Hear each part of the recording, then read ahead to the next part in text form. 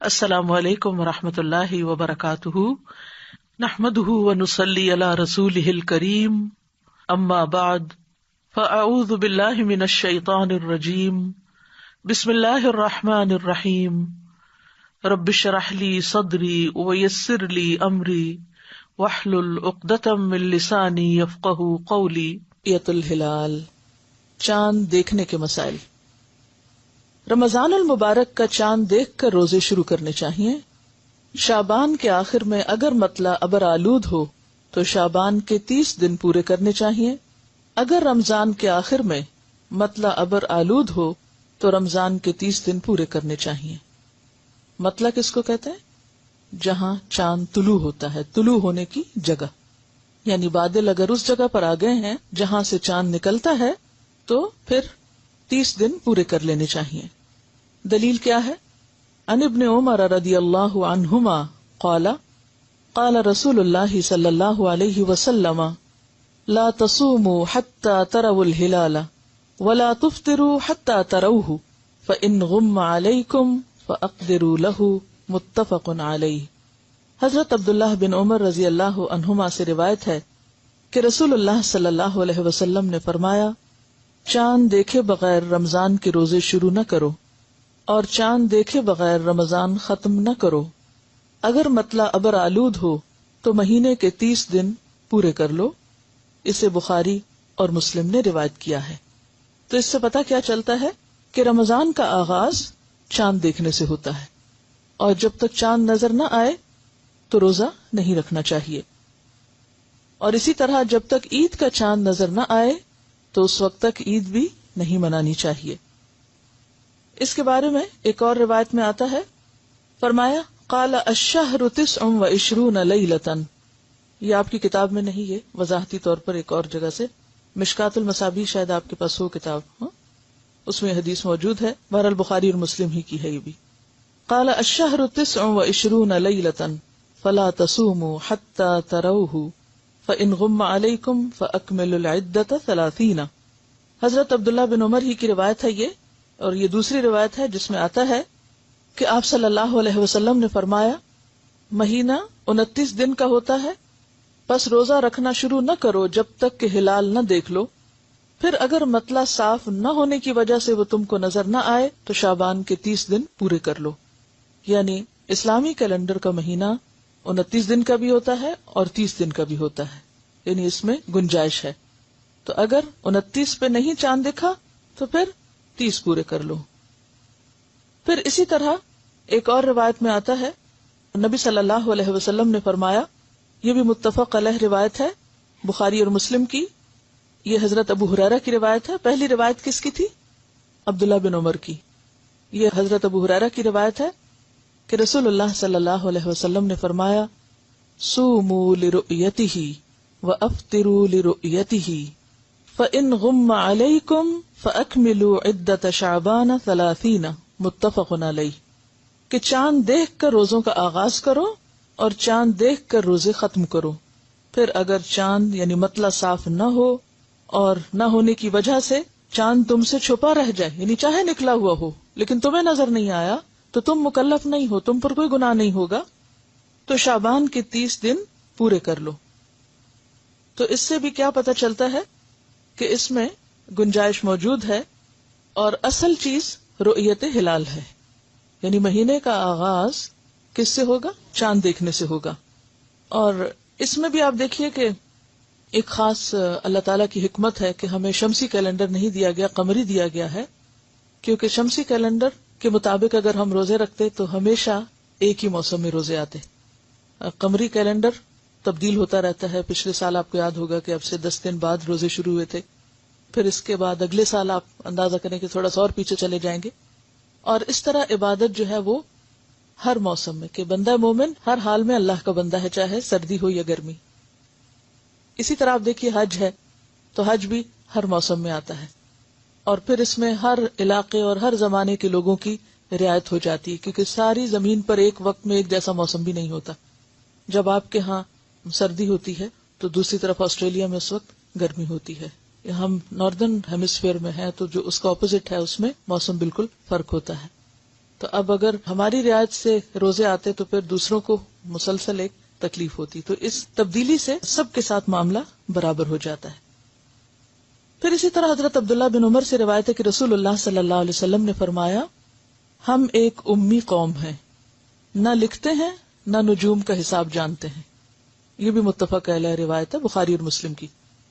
ہم امی قوم ہیں، لکھنا پڑھنا نہیں جانتے، نہ حساب کرتے ہیں اور نہ نجوم جانتے ہیں.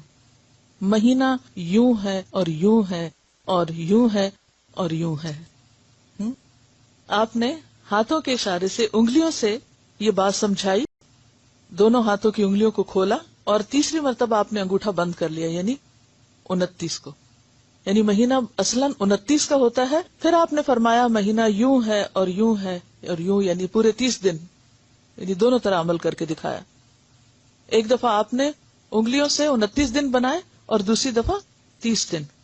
تو اس سے کیا پتہ چلتا ہے کہ دونوں طرح سے مہینہ ہو سکتا ہے. اب یہاں پر آپ دیکھیے کہ آپ نے یہ جو بات فرمائی کہ ہم امی قوم ہیں، حساب کتاب یعنی لکھ کے نہیں کرتے، فطرت پر ہیں، اور نجوم نہیں جانتے، یعنی ہم اس کو بھی نہیں کنسیڈر کریں گے کہ اسٹرانومی کیا کہتی ہے اور کس مشین سے اور کس آلے سے اور کس چیز سے چاند کو دیکھا جائے، کیونکہ انسان کو مصنوعی آلات کا یا مصنوعی طریقوں کا پابند نہیں بنایا گیا. عبادت کی راہ میں کوئی ہچ ایسی نہیں رکھی گئی کہ کوئی شخص کہے کہ میرے پاس تو یہ ذریعہ ہی نہیں، اس لیے میں تو عبادت ہی نہیں کر سکتا، بلکہ اس کو فطرت پر رکھا گیا. اور ہم سب کو ایک فطری کیلنڈر دیا گیا کہ تم آسمان کو دیکھو، مطلع کو دیکھو، اگر وہاں نظر آتا ہے تو ٹھیک ہے، اور اگر نہیں نظر آتا تو تم 30 پورے کر لو. مکلف نہیں قرار دیا گیا کہ ہاں پھر تم میں سے کوئی بادلوں کے اوپر جا کے وہاں سے جھانک کے دیکھے یا کسی خاص جگہ پہ جائے اور وہاں سے مشاہدہ کرے. نہیں، کسی بھی انسان کو کسی ایسی مشکل میں نہیں ڈالا گیا. پھر اسی طرح آپ دیکھیے کہ آپ صلی اللہ علیہ وسلم نے چاند دیکھے بغیر شک کے روزے سے بھی منع کیا ہے. آپ صلی اللہ علیہ وسلم نے فرمایا، متفق علیہ روایت ہے، لا يتقدمن احدكم رمضان بصوم يوم او يومين الا يكون رجل كان يصوم صوما فليصم ذلك اليوم. آپ نے فرمایا تم میں سے کوئی شخص رمضان سے 1 یا 2 دن پہلے روزہ نہ رکھے، یعنی منع کیا گیا، الا یہ کہ کوئی شخص معمول میں اس دن کا روزہ رکھتا ہو، یعنی اس کی عادت ہے کہ وہ 1 دن چھوڑ کے 1 دن روزہ رکھ رہا ہے، صوم داؤدی جس کو کہتے ہیں، کہ کثرت سے کوئی روزے رکھنے والا ہے اور اس کا اس دن روزہ پڑ گیا، یعنی اس سے 1 دن پہلے اس نے چھوڑا ہوا تھا اور وہ اس دن اپنے طریقے پہ رکھ رہا ہے، لیکن وہ شک کا روزہ نہیں رکھ رہا کہ کیا پتا آج روزہ ہو اور پھر میں نے نہ رکھا تو میری ایک عبادت چھوٹ جائے گی. اس شک سے بھی نکال دیا گیا. تو جس شخص کی عادت ہو وہ تو رکھ سکتا ہے، لیکن اگر کسی کی عادت نہیں تو محض شک کی بنیاد پر روزہ نہیں رکھا جائے گا. پھر اسی طرح نصف شعبان کے بعد بھی روزہ رکھنے سے منع کیا گیا ہے. وہ کیوں؟ تاکہ انسان کو انرجی ہو، رمضان کی تیاری ہو. پھر اسی طرح آپ صلی اللہ علیہ وسلم نے رمضان کے لیے صرف رمضان کے چاند کو دیکھنے کا نہیں کہا، بلکہ 1 مہینہ پہلے کے چاند کو بھی توجہ سے دیکھنے کے لیے کہا ہے، تاکہ پھر وہ 29 یا 30 بھی پورے ہو سکیں. نبی صلی اللہ علیہ وسلم نے ہدایت فرمائی کہ رمضان کے لیے شعبان کا ہلال دیکھنے کا اہتمام کرو، یعنی 1 مہینہ پہلے سے ہی، تاکہ پھر غلطی نہ ہو. پھر اسی طرح آپ صلی اللہ علیہ وسلم نے فرمایا، اور یہ ابو داؤد، ترمذی، نسائی، ابن ماجہ اور دارمی کی روایت ہے، کہ جس شخص نے اس دن کا روزہ رکھا جس کے بارے میں شک ہو تو اس نے ابو القاسم صلی اللہ علیہ وسلم کی نافرمانی کی. یعنی اس سے منع کیا گیا کہ محض شک کی بنیاد پر انسان 1 دن پہلے روزہ رکھ لے، اور اگر کوئی ایسا کرتا ہے تو وہ نبی صلی اللہ علیہ وسلم کی نافرمانی کر رہا ہے. پھر اسی طرح یہ ہے کہ رؤیت ہلال جو ہے اس میں اگر ایک شخص کی گواہی موجود ہے تو بھی روزہ رکھا جائے گا. حضرت عبداللہ بن عمر کا بیان ہے کہ لوگ اکٹھے ہو کر رمضان کا چاند دیکھنے کی کوشش کر رہے تھے، بس میں نے آ کر رسول اللہ صلی اللہ علیہ وسلم کو خبر دی کہ میں نے چاند دیکھ لیا ہے. اس پر حضور نے روزہ رکھنے کا فیصلہ فرما دیا اور لوگوں کو حکم دیا کہ وہ رمضان کے روزے رکھنے شروع کر دیں. ضروری نہیں ہے کہ کوئی بہت بڑی کمیٹی بیٹھے اور پھر وہ فیصلہ کرے یا بہت ساری اس میں گواہیاں جمع ہوں. اگر ایک بھی ایسا شخص جس کی گواہی قابل اعتبار ہے اگر وہ کہتا کہ اس نے چاند دیکھ لیا ہے تو اس پر بھی فیصلہ ہو سکتا ہے، کیونکہ سب لوگوں کی نظر ایک جیسی نہیں ہوتی، کچھ لوگ دور کی نظر میں بہت اچھے ہوتے ہیں. پھر اسی طرح آپ صلی اللہ علیہ وسلم دوسرے مہینوں کی بنسبت شعبان کی زیادہ حفاظت کرتے تھے. پھر رمضان کا چاند دیکھ کر روزہ رکھتے تھے. اگر مطلع صاف نہ ہونے کی وجہ سے چاند نظر نہ آتا تو شعبان کے 30 دن پورے کر کے روزہ رکھتے تھے، اور یہ ابو داؤد کی روایت ہے. اب آپ اپنی اصل کتاب پر آ جائیے. پھر اسی طرح ہم یہ دیکھتے ہیں کہ رمضان کی پہلی تاریخ کے چاند کے بظاہر چھوٹا یا بڑا ہونے سے شک میں نہیں پڑنا چاہیے. بعض لوگ اس پر بھی بہت حجت بازی کرتے ہیں نا کہ چاند اتنا بڑا نظر آ رہا ہے اور وہ کیا ہے، پہلی کا نہیں ہو سکتا، یہ دوسری کا ہوگا. اور اس کے بڑا یا چھوٹا نظر آنے کی وجہ بعض اوقات یہ نہیں ہوتی کہ وہ پہلی یا دوسری کا ہے، اس میں مطلع کا فرق ہو جاتا ہے. اب دیکھیں کہ چاند نظر آنے کا جو وقت ہوتا ہے وہ بہت تھوڑا ہوتا ہے، یعنی مغرب کے آس پاس تھوڑا سا پہلے نظر آئے گا، تھوڑا سا بعد، اور فوراً غروب ہو جائے گا. اب اس میں آپ دیکھیے کہ جب راتیں لمبی ہونے لگ جائیں اور رات جلدی شروع ہو جائے اور دن چھوٹے ہونے کی طرف، جیسے آج کل سپٹمبر اور اکتوبر ہے، تو اس میں امکان اس بات کا ہوتا ہے کہ وہ پہلے سے ہی طلوع ہو کر غروب ہو گیا، اس سے پہلے کہ آپ کی مغرب کا ٹائم ہوتا وہ آلریڈی گون، اور آپ اس کو پھر دیکھ نہیں سکے. پھر یہ ہے کہ اس کے بارے میں حدیث ہے، مسلم کی روایت ہے. حضرت ابو البختری کہتے ہیں، ہم عمرے کے لیے مدینہ سے روانہ ہوئے. جب نخلا کے مقام پر پہنچے تو سب نے نیا چاند دیکھا. کچھ لوگوں نے کہا یہ تو تیسری رات کا چاند لگتا ہے بڑا ہونے کی وجہ سے. کچھ لوگوں نے کہا دوسری رات کا لگتا ہے. ہماری ملاقات حضرت عبداللہ بن عباس سے ہوئی. ہم نے ان سے کہا ہم نے چاند دیکھا ہے. کچھ لوگوں نے اسے تیسری رات کا کہا ہے، کچھ نے دوسری رات کا. حضرت عبداللہ بن عباس نے پوچھا تم نے کون سی رات کا چاند دیکھا تھا؟ ہم نے بتایا فلاں فلاں رات دیکھا تھا. تو کہنے لگے کہ رسول اللہ صلی اللہ علیہ وسلم کا ارشاد ہے، اللہ تعالیٰ اس کو تمہارے دیکھنے کے لیے بڑا کر دیتا ہے، لہٰذا وہ اسی رات کا چاند تھا جس رات تم نے اسے دیکھا. چاہے وہ بڑا بھی نظر آ رہا تھا تب بھی وہ پہلی رات کا ہی چاند تھا. ٹھیک ہے. نیا چاند دیکھنے پر یہ دعا پڑھنی چاہیے، اللہم اہللہ، اور ایک اور روایت میں آتا اہلہ، اللہم اہللہ علینا بالیمن والایمان والسلامۃ والاسلام ربی وربک اللہ. کیا معنی ہے اس دعا کا؟ کہ الہی ہم پر یہ چاند امن، ایمان، سلامتی اور اسلام کے ساتھ طلوع فرما. اے چاند میرا اور تیرا رب اللہ ہے.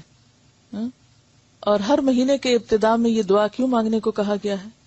جیسے آپ دیکھیے کہ دن کے طلوع ہونے پر ہم دعا مانگتے ہیں، صبح شام کی دعائیں پڑھتے ہیں، غروب ہونے پر، پھر اسی طرح نیا مہینہ طلوع ہونے پر یعنی نیا چاند دیکھنے پر بھی دعا مانگی جاتی ہے. پھر اگلی بات یہ ہے کہ چاند دیکھ کر روزہ شروع کرنے اور چاند دیکھ کر ختم کرنے کے لیے اس وقت حاضر علاقے یا ملک کا لحاظ رکھنا چاہیے. اس کا کیا معنی ہے؟ جس علاقے میں آپ رہ رہے ہوں وہاں کا اعتبار کرنا چاہیے. اس کی کیا حکمت ہے؟ کیونکہ اگر انسان کو اس کی اجازت نہ دی جاتی تو انسان کے اوپر ایک بہت بڑی مشقت ہو جاتی. اب تو آپ دیکھیے کہ ایسے وسائل الحمدللہ موجود ہیں کہ جس کی وجہ سے آپ کو خبریں فوراً مل جاتی ہیں، لیکن آج سے 100 سال پیچھے چلے جائیے، اس وقت لوگ کیا کرتے؟ ان کے پاس ریڈیو بھی نہیں تھا، یا اگر ریڈیو تھا بھی، مسئلہ مجھے نہیں یاد کہ ریڈیو کا بھی یاد ہوا ہے، 100 سال ہو ہی چکے ہوں گے اندازاً. تو باقی ذرائع ایسے نہیں تھے کہ انسان، ایک شخص اگر کسی ایسے کانٹیننٹ میں دیکھ لیتا ہے کہ جہاں اس وقت چاند نظر آ سکتا ہے اور دوسرے کو نظر نہیں آ سکتا اس مطلع کی تبدیلی کی وجہ سے، تو ایسے میں اس کو اس بات کی تکلیف نہیں دی گئی کہ وہ اس کو جا کے فالو کرے. اس کے لیے کیا ہے کہ وہ اپنا الگ کیلنڈر دیکھے. اگلی بات ہے کہ دوران رمضان ایک ملک سے دوسرے ملک سفر کرنے پر اگر مسافروں کے روزوں کی تعداد حاضر علاقے میں ماہ رمضان کے روزوں کی تعداد سے زائد بنتی ہو تو زائد دنوں کے روزے ترک کر دینے چاہیے یا نفل روزے کی نیت سے رکھنے چاہیے. اگر تعداد کم بنتی ہو تو عید کے بعد مطلوبہ تعداد پوری کر لینی چاہیے. مثلا اگر آپ یہاں اس وقت موجود ہیں اور آپ ایک دن بعد روزہ رکھ رہے ہیں اور پھر آپ سعودی عرب جاتے ہیں عمرہ کرنے کے لیے اور آپ کو عید وہیں آ جاتی ہے، تو اب آپ کیا کریں گے کہ عید کر لیں گے. آپ یہ نہیں کریں گے کہ آپ اگلے دن الگ عید کر رہے ہیں کہ جی میرا تو ابھی 30 پورے نہیں ہوئے. آپ عید کر لیں گے اور جو ایک دن کا روزہ رہ جائے گا آپ کا، اس کو آپ عید کے بعد پورا کریں گے. کیوں؟ اس لیے کہ اصل اعتبار چاند دیکھنے کا ہے. جس جگہ، جس شہر اور جس علاقے میں آپ موجود ہیں، وہاں اگر آپ نے چاند دیکھ لیا ہے تو اب آپ انتظار نہیں کریں گے اس بات کا کہ اچھا میں جہاں سے آیا ہوں وہاں کیا ہو رہا ہے. آپ کیا دیکھیں گے کہ جہاں میں موجود ہوں، یعنی موجود جگہ کا اعتبار ہوگا، اور وہاں کے مسلمانوں کے ساتھ جو وہ کر رہے ہوں گے وہی آپ بھی کریں گے. اور اگر آپ کا ایک روزہ رہ گیا، بعضوں کا 2 دن کا بھی فرق پڑ جاتا ہے، تو وہ آپ بعد میں پورا کریں گے. اس کے لیے کیا دلیل ہے؟ یہ بہت ہی دلچسپ روایت ہے. حضرت قریب رضی اللہ تعالی عنہ ابن عباس کے غلام سے مروی ہے کہ حضرت ام فضل حضرت عباس کی بیوی ہیں، انہوں نے انہیں قریب کو یعنی اپنے غلام کو حضرت معاویہ کے پاس کسی کام سے شام بھیجا. کس نے بھیجا تھا؟ ام فضل نے. کس کو بھیجا تھا؟ قریب کو. کون تھے قریب؟ غلام تھے. قریب کہتے ہیں کہ میں نے شام آ کر ان کا کام کیا، یعنی جس کام بھیجا تھا وہ کام کیا. میں ابھی شام ہی میں تھا کہ رمضان کا چاند نظر آ گیا. میں نے بھی جمعہ کی رات چاند دیکھا، یعنی خود دیکھا. پھر میں رمضان کے آخر میں مدینہ واپس آ گیا. حضرت عبداللہ بن عباس نے چاند کے بارے مجھ سے دریافت کیا کہ تم نے وہاں چاند کب دیکھا تھا؟ کس نے پوچھا؟ یہ عبداللہ بن عباس نے. کس سے؟ قریب سے. کہ تم نے چاند کب دیکھا تھا؟ میں نے جواب دیا ہم نے تو جمعہ کی رات دیکھا تھا. عبداللہ بن عباس نے پھر پوچھا کیا تم نے بھی دیکھا تھا، خود دیکھا تھا؟ میں نے جواب دیا ہاں، بہت سے دوسرے آدمیوں نے بھی دیکھا تھا، اور سب لوگوں نے حضرت معاویہ کے ساتھ دوسرے دن یعنی ہفتے کا روزہ رکھا. حضرت عبداللہ بن عباس نے فرمایا ہم نے تو چاند ہفتے کے دن یعنی ایک دن کے فرق سے دیکھا ہے. پھر وہ روزہ کب بنتا ہے؟ اتوار کا روزہ بنتا ہے. اور اب یہ یعنی صحابی ہیں، ہم نے تو چاند ہفتے کے دن سے دیکھا ہے، ہم اسی حساب سے روزے رکھتے رہیں گے یہاں تک کہ 30 دن پورے کر لیں یا چاند دیکھ لیں. یعنی 29 پہ اگر نظر آ گیا تو 29 کریں گے، اور اگر 30 ہو گئے تو 30 کریں گے. میں نے عرض کیا کیا آپ لوگ حضرت معاویہ کی رویت اور ان کے روزے کو کافی نہیں سمجھتے؟ حضرت معاویہ کون تھے اس وقت؟ امیر المومنین تھے، یعنی مرکز وہاں تھا، اسلامی حکومت کا مرکز وہاں پر تھا. فرمایا نہیں، ہم ایسا نہیں کریں گے کہ ہم رہتے کسی علاقے میں ہیں اور فالو کسی اور علاقے کے چاند کو کریں. فرمایا نہیں، ہمیں رسول اکرم صلی اللہ علیہ وسلم نے اسی طرح حکم فرمایا. کس طرح؟ کیا حکم فرمایا؟ یہی جو پہلے حدیث گزر چکی کہ لا تصوموا. اب دیکھیے کہ ایک حدیث میں آتا ہے صوموا لرؤیتہ، روزہ رکھو چاند دیکھ کر، اور دوسری حدیث میں کیا ہے؟ لا تصوموا، منع کیا گیا کہ مت رکھو حتی تروا الہلال، یہاں تک کہ تم دیکھ لو ہلال. ولا تفطروا، اور اسی طرح عید کے موقع پر بھی مت عید مناؤ حتی تروہ، یہاں تک کہ اس کو دیکھو. اور دیکھنے سے مراد کیا ہے؟ جہاں رہتے ہو وہاں دیکھو. یہ نہیں کہ جاپان میں اگر چاند نظر آ گیا یا فار ایسٹ میں جہاں کے ایک دن پہلے نظر آنے کا امکان ہوتا ہے، تو اب وہ لوگ ویٹ نہیں کریں گے کہ سعودی عرب میں چاند نظر آئے تو ہم اگلے دن روزہ رکھیں گے کیونکہ ہم سعودی عرب کے پیچھے. اور ہمیں اگر ایک دن بعد نظر آئے تو ہم ایک دن پہلے رکھ لیں کہ چونکہ سعودی عرب میں روزہ ہو گیا تو ہمیں ان کے ساتھ رہنا ہے. نہیں، آپ کو ان کے ساتھ رہنا چاہیے جہاں آپ رہتے ہیں، تاکہ فطری طریقے پر دین پر عمل کیا جا سکے. دیکھیے ہر شخص شہر میں نہیں رہتا، ہر شخص کے پاس ہر ذریعہ انٹرنیٹ موجود نہیں، ہر شخص کے پاس ریڈیو موجود نہیں، ہر شخص کے پاس ہر چیز موجود نہیں. مثلاً آج کے دور میں بھی لوگ ایسی ڈیوٹی پر ہوتے ہیں کہ وہ صحرا میں ان کی ڈیوٹی لگ گئی اور وہاں ابھی کوئی ٹیلی فون کی لائنیں نہیں بچھی، کمیونیکیشن کا کوئی ذریعہ نہیں ہے. ایسی ڈیوٹیز ہوتی ہیں نا لوگوں کی. مثلاً آئل فیلڈز میں لوگ کام کرتے ہیں، بعض اوقات تو نئے جگہوں پہ جب سروے کرنے کے لیے جاتے ہیں تو وہاں کوئی فیسلٹی نہیں ہوتی، وہ بالکل وہاں خیمے لگا کے یا ایسی جگہوں پہ جہاں بہت سے غیر آباد علاقے ہیں یا بعض اوقات جنگل ہیں کہ جہاں آپ کو موبائل بھی کام نہیں کرتا.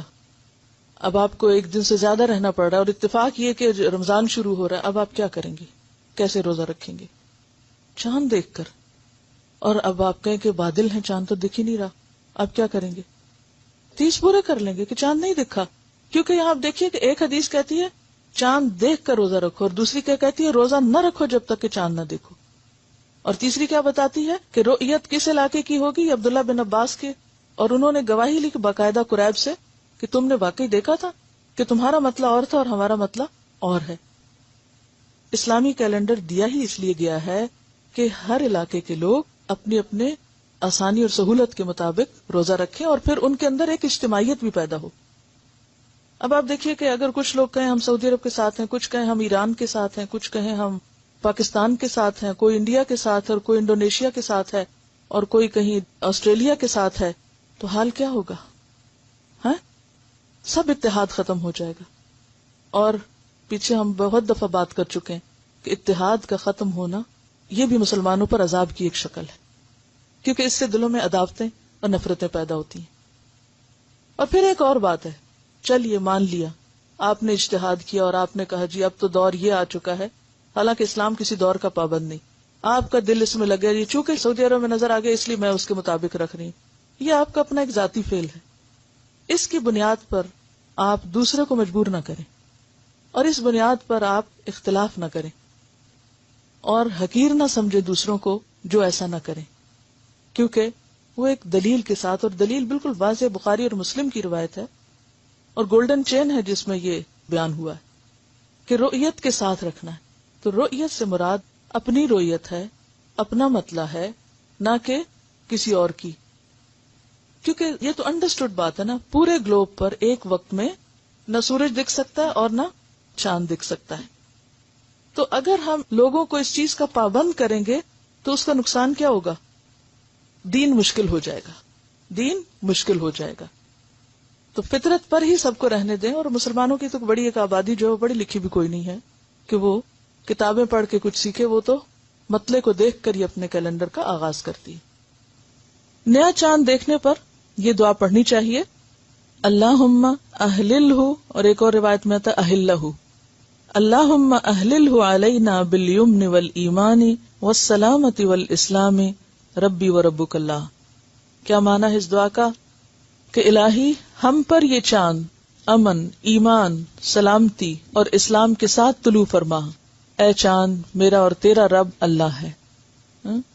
اور ہر مہینے کے ابتدا میں یہ دعا کیوں مانگنے کو کہا گیا ہے؟ جیسے آپ دیکھیے کہ دن کے طلوع ہونے پر ہم دعا مانگتے ہیں، صبح شام کی دعائیں پڑھتے ہیں، غروب ہونے پر، پھر اسی طرح نیا مہینہ طلوع ہونے پر یعنی نیا چاند دیکھنے پر بھی دعا مانگی. وآخر دعوانا ان الحمد للہ رب العالمین.